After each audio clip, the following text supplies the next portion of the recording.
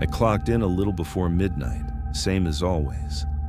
North Ridge Atmospheric Station sat high enough above the valley that the air felt thinner, quieter, almost respectful. Nights like that were easy. Clear sky, steady wind, pressure sitting right where it should be. The kind of night where nothing happens unless you count your own thoughts drifting around the room. I powered up the console, watched the usual bars and graphs ease into motion, and took a slow breath. Everything looked clean. Everything felt normal. I leaned back, listening to the hum of the equipment as it settled into its rhythm. Routine is comforting up here. Predictability is the only company you get. But then the wind numbers jumped. Not up, just stopped. 0. Flatline, not even a twitch. Mountain winds don't do that. Even on the stillest nights, something always stirs the air. I blinked at the screen, waited for the anemometer to catch whatever breeze it had missed. After 0.8 seconds, less than a heartbeat, the readings snapped back to their usual jittery line. I rubbed my eyes and muttered, "Come on, Locke. Don't start the shift by imagining things." Maybe I'd been staring at too many spreadsheets earlier. Maybe I was tired. I opened my logbook and wrote it down anyway. Habit. If something feels off, you write it. That's the rule I made for myself after too many nights second-guessing my own head. I took another look at the monitors, just to prove to myself it was nothing. That's when the LiDAR feed hiccuped. A quick pulse, one clean ring expanding from the center of the radar grid, bright for a single frame, gone the next. No echo, no source. Just a perfect ripple of light that shouldn't have been there. I leaned forward, waiting to see if it repeated. It didn't. The room stayed quiet except for the distant hum of the generator behind the wall. I told myself the same thing. Fatigue, old equipment, random noise. I've worked here long enough to know every glitch has a logical explanation. Still, I logged that too. Right after I closed the notebook, the internal radio cracked to life with a sharp burst of static, only a fraction of a second, like someone dragging a fingernail across the frequency. No message, no ID code, just a snap of noise that didn't belong. I glanced at the speaker and waited. Nothing followed. Silence settled again, thick and even. Fine. I told myself it was interference. The mountains do weird things to radio waves. I turned back to the main console. That's when I saw it. A single character flickering inside the data stream, a symbol I didn't recognize, and the system shouldn't even be capable of generating. It flashed once. Vanished, not scary, just wrong. And that was enough to make the room feel a little smaller than before. Most nights at North Ridge follow the same quiet pattern. I start by walking through the station with a flashlight, even though I know exactly what I'll find. Humming machines, blinking lights, the faint metallic smell from the generator room drifting down the hall. Then I settle at the main desk and begin the cycle that repeats every 30 minutes. Check the wind sensor, compare the LiDAR returns, verify temperature and humidity against the older analog backups, and log everything in the thick, beat-up notebook I keep beside me. I trust that notebook more than I trust any digital system. It never crashes. It never lags. And on nights when my head starts spinning from lack of sleep, it keeps me steady. I don't know when the insomnia started exactly, but writing things down is the only thing that makes me feel like I'm still anchored to the real world. Ronan Hale, my supervisor, if you can call him that, likes to joke that I'm the station's resident librarian. "Locke, if you catalog that notebook any harder, I'll need to get you a tweed jacket," he said once, his voice crackling over the radio. The man is older, loud, and too sarcastic to be taken seriously, but there's a strange comfort in his presence. You can hear the years in his voice, the way he's settled into this job like it's an old armchair. One of these days, you're going to log a ghost and not even realize it, he added. Ghosts would need to show up on the LiDAR, Ronan, I told him. Maybe they already did. That's his way, always half joking, half serious, never telling you which half is real. And somehow that helps make these long shifts feel less lonely. Maren Cole is the opposite of Ronan in almost every way. She works out at Echo Point Weather Relay, a smaller station about 15 miles north. Her voice is clipped, precise, and she hates repeating herself. If I miss something she says, she'll take it as a personal insult. She's good, though, solid, meticulous, the kind of person who always triple-checks her readings even when they're perfectly normal. I've only seen her in person twice, but over the radio she's dependable. A little tense sometimes, like she's waiting for the world to hand her bad news, but dependable. She likes quiet nights. She likes when the data behaves. And she really, really hates unexplained noise on the line. The early half of the shift moved along just fine. Routine. Predictable. I finished my midnight sweep and sat back, listening to the wind brushing along the outer vents. The anemometer readings were steady, nothing like the strange 0.8-second freeze I saw earlier. I told myself it was just dust, or a tiny bird hitting the sensor. Anything normal.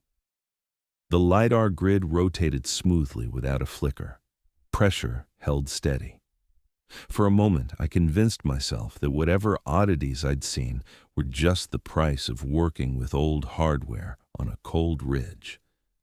Mountain equipment takes a beating. You learn to give it some grace, but the glitches came back anyway. The first was the temperature. A clean, sudden spike of 7 degrees Fahrenheit that held for exactly 3 seconds, no more, no less. The heating system didn't react. The outside air stayed cold on my skin. Only the digital reading jumped. I stared at it until it dipped back to normal. I checked the analog thermometer on the wall just to be sure. No change. Probably a sensor lag, I whispered. I wrote it down, even though part of me didn't want to. 10 minutes later came the softest radio ping I've ever heard.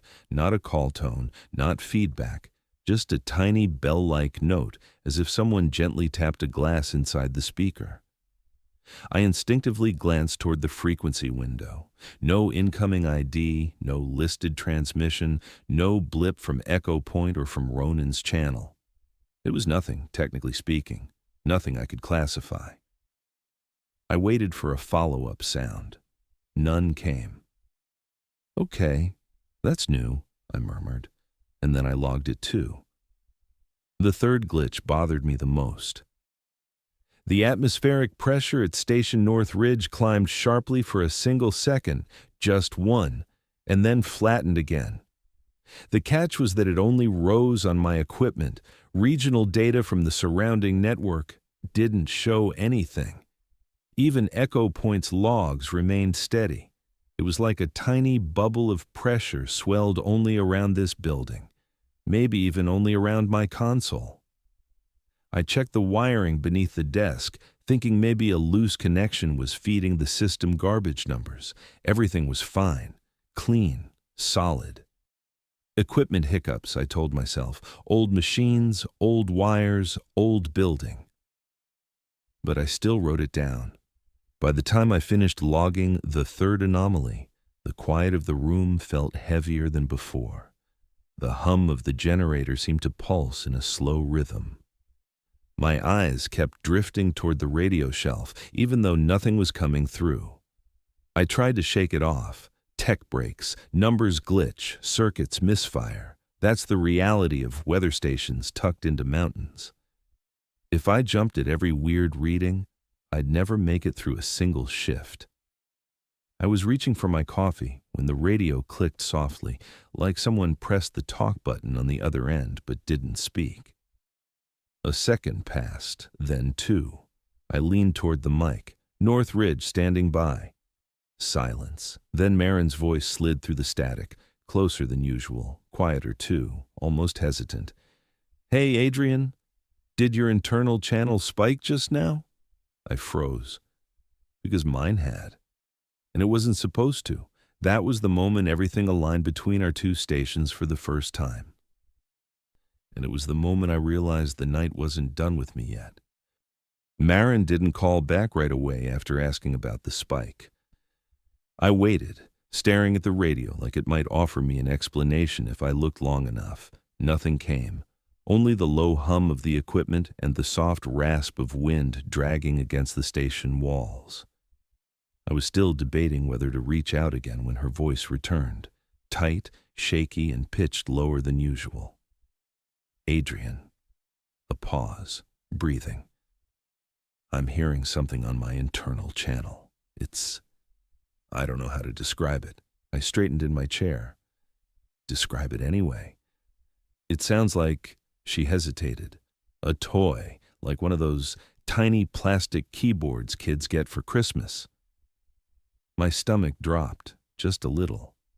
"What kind of sound?" She didn't answer immediately, and then a faint tinny melody bled through her open mic, soft, uneven, almost cheerful in a way that made my skin crawl.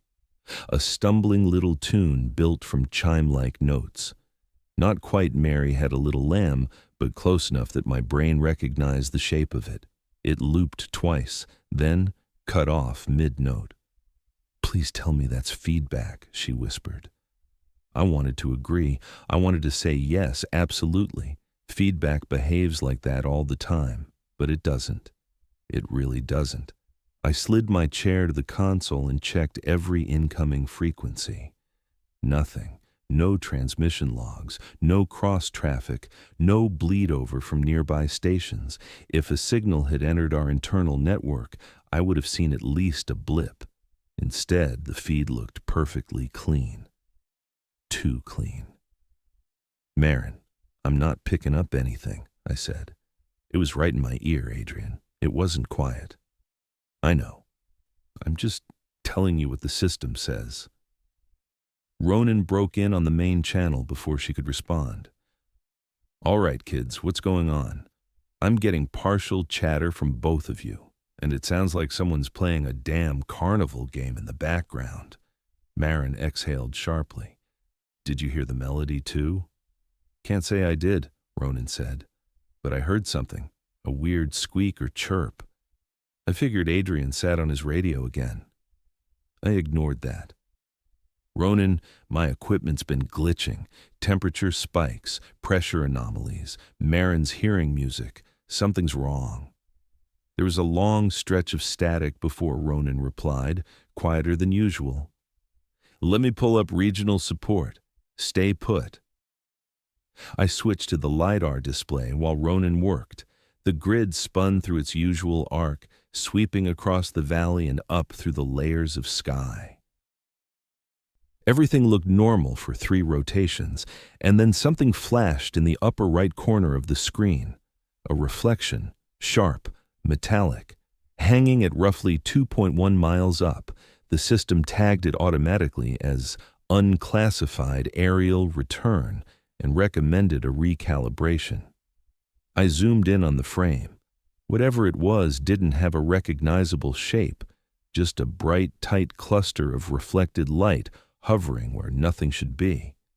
Drones don't fly that high. Aircraft don't hover. Weather balloons drift. This thing did neither. "Marin," I said, "are you seeing anything overhead?" Overhead, a rustle of movement. "Hold on." Her radio clicked off, and for a few seconds I heard nothing but the generator down the hall. Then she came back, breath quick. "Adrian, there's something up there." "What does it look like?" "I don't know, a shimmer, like metal catching the moon, but it's not moving." I checked the LiDAR again. Still there, still motionless. Ronan cut through the channel, voice tense now. "Emergency services aren't answering." I frowned. "You mean busy or no response?" "Kid, I mean no response," he said. "I've cycled through fire, rescue, county dispatch, dead air across the board." Marin swore under her breath. Ronan continued, I don't like this. Do either of you still have that whatever it was making noise? Not right now, I said, but the equipment here keeps hiccuping. Marin spoke over me. Let's compare logs. Adrian, start reading your timestamps. I flipped back through my notes.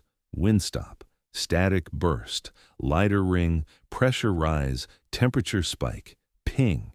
It didn't look like much scattered across the page, but when Marin lined hers up against mine, something fell into place.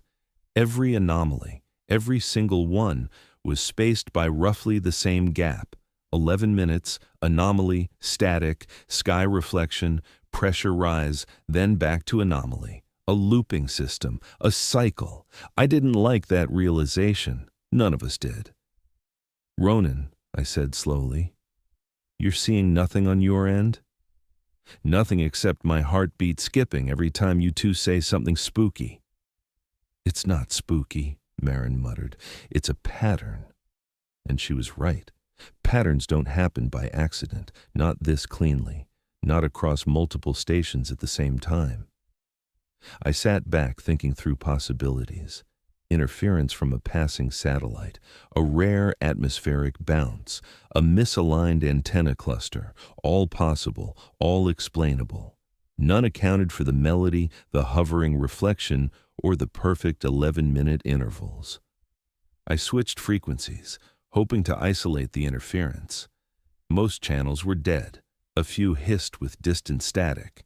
Then, on one of the emergency bonds, a voice bled through. Not human, not synthetic. More like a machine trying to imitate a voice it didn't fully understand. 7th. The sound dragged like something learning as it spoke. Echo. A pause, long enough for my pulse to thud once.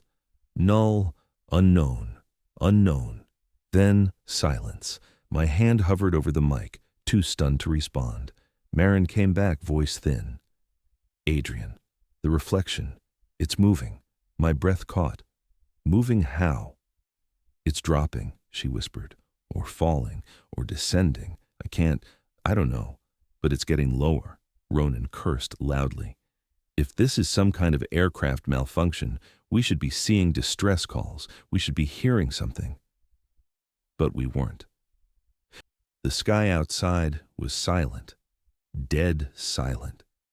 I walked to the window, my fingers pressing against the cold glass. The valley spread below like a black ocean. Far off, just above the ridge, I saw it. A faint silver shimmer, brighter than the stars around it, but softer than any aircraft light. It didn't blink, didn't drift, didn't tilt with the wind. It held absolutely still, suspended in the empty air like a pin on an invisible map. Something about that stillness made my chest tighten. Things in the sky don't behave like that.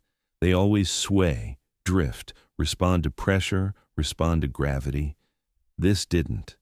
It just waited, as if considering its next move. And for the first time that night, I felt the shift. That quiet, sinking certainty that whatever was happening wasn't a glitch or a malfunction or atmospheric noise. Something had arrived. And it wasn't alone. The shimmer didn't stay still for long. One moment it hovered above the ridge, and the next it shot downward, clean, fast, deliberate. It didn't fall like debris. It didn't drift like a balloon. It dropped, as if someone cut a string holding it in place. The valley lit up with a faint flash, more like a camera strobe than an explosion.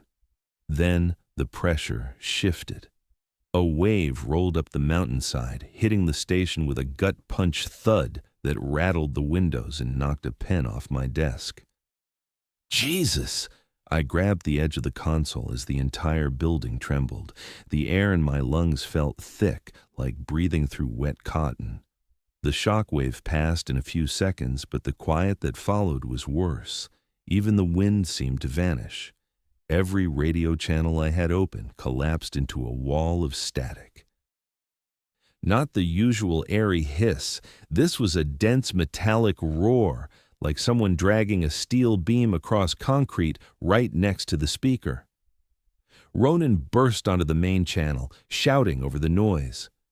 "Adrian, talk to me! What was that? Did you feel—" The transmission cracked mid-sentence and dissolved into the static tide. Then Marin's voice cut through, barely a whisper. "Adrian, the lights here just flickered." My pulse jumped. "Marin, listen, stay inside, lock your—" A new sound bled into the channel, clicking, fast, uneven, almost insect-like, followed by a low growl that didn't sound like any animal I knew. The two noises blended until I couldn't tell them apart. "Adrian," Marin whispered again, voice trembling. "Something's at my stairs." The line snapped into static so abruptly it felt like the air was sucked out of the room. I grabbed my flashlight and ran to the main hallway, heart pounding hard enough to hurt. The emergency lights flickered once, casting long shadows along the metal walls. I slammed shut the first door, then the second. My hands were shaking as I threw the steel bolt across the main access hatch. Somewhere farther down the corridor, a metallic footstep echoed, slow, heavy, dragging slightly. Not wind, not the building settling, something moving. I swallowed hard. "Ronan, come in." Nothing. "Marin, do you read?" Silence. Only the distant clang of something brushing the outer catwalk, followed by a quick scrape, like metal against metal. I backed toward the control room, keeping my flashlight trained on the hallway.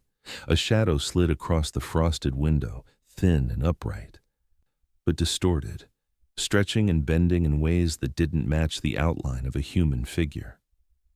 Before I could focus on it, it slipped out of frame.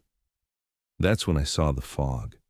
It rolled up the slope outside, silver gray and thick like smoke, but moving too cohesively, like it had weight. It pushed against the wind instead of following it, climbing the ridge in smooth waves. Every instinct in my body screamed that it shouldn't behave that way. A hard thud slammed into the steel door behind me. I flinched. Another strike followed, less forceful but more deliberate, like whatever was out there was testing the door, learning its shape. I backed away, scrambling for the internal lock switch. "Hey, hey, Adrian!" a voice yelled from the far end of the hall. I nearly jumped out of my skin, then recognized the voice. "Tessa," I called back. She appeared from the stairwell, bundled in a heavy jacket, her face pale and breath sharp. I saw the flash from the ridge, then the ground kicked under me like a linebacker. What the hell's going on? "I don't know," I said honestly, "but something landed in the valley. And Marin—" I stopped, unable to finish. Tessa didn't push. Instead, she held up a black seismic monitor, its small screen jittering with chaotic spikes. "This thing's been going nuts since the shock wave, not from the ground. This is coming from the air." Another thud hit the door, louder this time. My jaw clenched. Tessa glanced toward the window. "We need to see the pattern." "You think this is a pattern?" "I think everything has a pattern," she said, "even the stuff that shouldn't." We ducked back into the control room as the fog thickened outside, pressing against the windows like a living curtain. I handed her the auxiliary power line so she could hook her monitor into the station's grid. The screen steadied for a moment and then began pulsing. Not randomly, not chaotically, pulsing with rhythm. Tessa's eyes widened. "It's not reacting to the ground. It's reacting to signals. This fog, it's behaving like a carrier field." "Carrier for what?" Before she could answer, the radio on the desk clicked alive. Not static, not a voice. The childlike melody. The same stumbling toy keyboard tune Marin heard earlier. But now it was louder, clearer, played back like a recording on loop, but with each pass it sounded more confident, more correct, like it was learning the notes. Tessa's monitor pulsed in time with the melody. I felt cold all over. "It's mimicking the signal." Tessa swallowed. It's learning the signal. A heavy impact shook the ventilation shaft above us. Dust drifted from the ceiling tiles. Something scraped along the metal ductwork, pacing back and forth. "We need to move," Tessa whispered. We ran down the corridor toward the storage room, one of the few rooms with a reinforced internal door. Fog was already seeping in through the vents along the floor, swirling unnaturally against the airflow. I slammed the door shut behind us, twisting the lock until it clicked. Inside, the room felt even smaller than usual. Stacked boxes, shelves of spare sensors, emergency blankets. The faint glow from the seismic monitor strobed with each new pulse from outside. Then the radio clicked again. First static, then clicking layered with a warped, slow growl, like two recordings overlapping by accident. And then, "Adrian," Marin's voice, barely, no breath behind it, as if spoken from underwater. "I think," a pause filled with static. "I think they can hear us." Another crackle. Through the air itself. The radio cut off with a hard pop, the sound so sharp it felt like it split the room in half. The fog outside surged against the door, and the pulse on Tessa's monitor spiked to a solid, continuous line. Whatever was out there had stopped learning and started listening. The storage room felt like a bunker someone forgot to finish building. Concrete floor, metal shelves, a single emergency bulb humming faintly overhead. Tessa and I sat with our backs against the door, listening as the fog pressed and receded in waves, almost like breathing. The seismic monitor on her knee pulsed in short bursts, each spike hitting so cleanly it felt intentional. My whole body ached from holding still. Even my thoughts felt heavy, like they'd sunk to the bottom of some cold well. After what might have been 15 minutes, might have been 30, the pulses outside slowed. Not stopped, just steadied. Rhythmic, predictable. Tessa raised her head. "That's not random anymore," she whispered. "It's synchronizing with something." "With what?" She didn't answer, but the look she gave me made my stomach knot.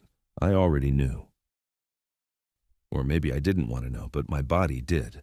The pulse had settled into a steady pattern, thud, pause, and it matched the pounding in my chest. My heartbeat. I looked at the audio sensor on the wall, the one tied into our emergency monitoring net. Its tiny light flickered in perfect time with the pulsing outside, like the fog was listening to me, measuring me, echoing me. "Tessa," I said quietly, "we have to get the manual sensors back online." She hesitated. "Adrian, if we open that door..." "I know." I took a breath that felt too thin, but if it's copying my heartbeat, it's not just reacting, it's learning. That's what all the anomalies have been. A loop, a feedback loop. Tessa clenched her jaw but nodded. "Then let's move." We cracked the storage door open an inch. Fog curled along the hallway floor, drifting like spilled mercury. It didn't rush us. It didn't push harder. It just waited. We stepped out. The hallway felt wrong in every possible way. Too quiet, too slow.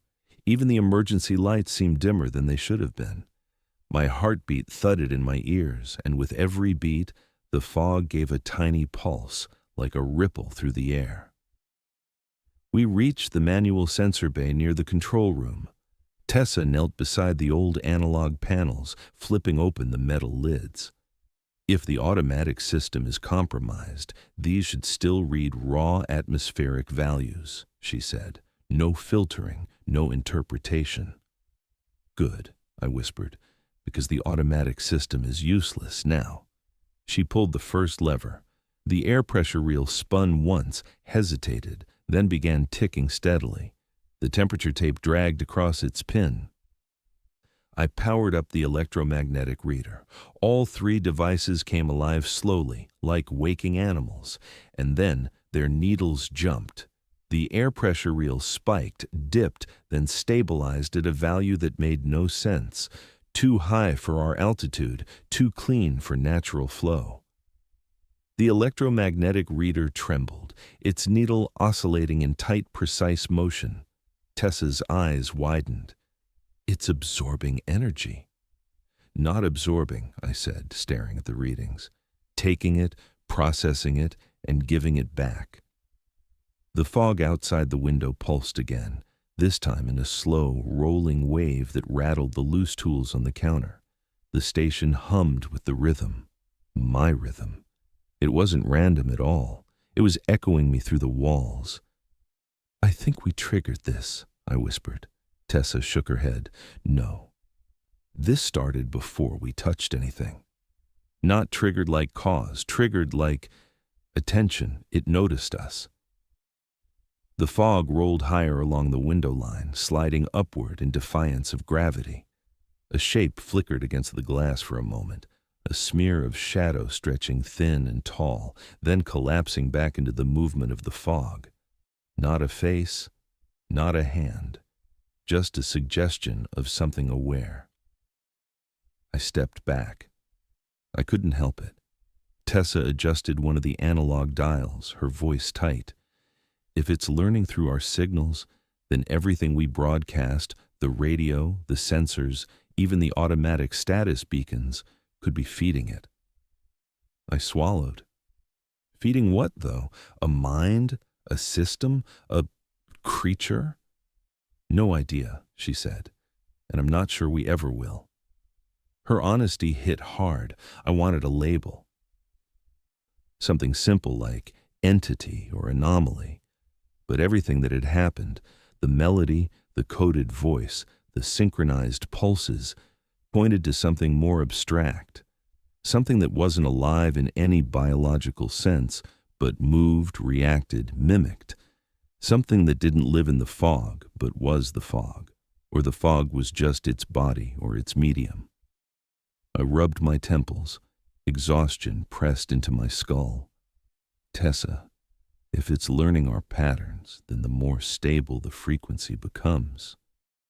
The closer it gets, she finished, and silence, that meant danger. The realization settled into my bones so heavily, I felt like sinking to the floor. If it synchronized perfectly, then what? Would it reach the station, come inside, become us? I didn't want to find out. Tessa looked at me. Adrian, we need to disrupt the pattern. How? Interference. She pointed at the electromagnetic reader. If we create enough chaotic noise, we might break the synchronization long enough to... A sudden slam hit the far side of the hallway. We froze. Then came scraping across the floor. A dragging sound, slow and curious. Something moved past the open doorway, just beyond the fog, casting a warped silhouette along the opposite wall. My heart hammered faster, and the fog pulse followed a beat behind, catching up, matching again. Adrian, Tessa whispered, voice shaking. It's following you. I felt cold all the way through, not from fear, at least not just fear, but from understanding. The anomalies, the melody, the static, my heartbeat's echo. It's been learning from me all night, I whispered. Every time I spoke, every time I moved, every time my pulse changed. Tessa's face tightened. Then we need to confuse it. Marin's voice came back to me suddenly. Not the last call, but the earlier one. The small recording I replayed dozens of times in my head since she vanished into static. If it's learning us, maybe we can confuse it. My throat tightened. She'd been right. She'd figured it out before any of us, and now she was gone. Tessa, I said, we need to overload the entire signal field. Her eyebrows pulled together. Overload how? We use the beacon array. She stared at me for a long second, as if waiting for me to laugh or take it back. Then she shook her head. Adrian, that array covers half the mountain. If we spike every beacon at once, it might disrupt its pattern, I said, or at least make it back off. It might also burn out the entire grid. Then we lose a grid, I said. Not our lives. A low hum began outside the window, deeper than before, almost like a throat clearing. The fog pressed harder, rippling across the glass in coordinated motion. The seismic monitor stuttered with tight clustered peaks. It's stabilizing again, Tessa whispered, which meant it was getting closer. Decision made. We bolted back to the control room. The fog raced us along the window, keeping pace like a silent tide. The emergency lights flickered as we reached the main console. My hands shook as I powered up the beacon override module. Rows of toggles lit up, each tied to a different frequency band, each normally used to mark air routes or storm paths. Tell me when, I said. Tessa scanned the seismic monitor. Not yet, not yet. Wait. A sudden harmonic ripple, like a chord sliding into tune, ran through the station's walls. Now, she shouted. I slammed every beacon toggle up. The station roared alive. A blast of discordant signals exploded outward. Bursts of static, fractured tones, scrambled patterns, every beacon screaming at once like a broken choir. The windows vibrated as if the air itself was recoiling. The fog outside jerked, convulsing like it had been struck. The pulse on the seismic monitor shattered into chaotic spikes. Then, the fog shifted, not retreating, not collapsing, just turning, redirecting away from the station as if something had pulled its attention sideways. Tessa grabbed my arm. It worked. Adrian, it actually worked. I wasn't sure if I believed her, not fully, but the fog's movement didn't lie. It flowed downhill in a smooth, sweeping arc, like a tide reversing mid-surge. Not gone, just choosing a different direction, a different target. My knees felt weak, my breath shook, but for the first time all night, the walls around us stopped pulsing. The beacon array continued to scream, but the danger wasn't inside anymore. For now.